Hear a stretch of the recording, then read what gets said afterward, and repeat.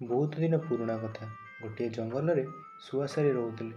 ତାଙ୍କ ନାମ ଚିଣ୍ଟୁ ଆଉ ଚିଙ୍କି ଥିଲା। ସେମାନେ ଦୁଇଜଣ ବହୁତ ଶାନ୍ତ ଏବଂ ପରୋପକାରୀ ଥିଲେ।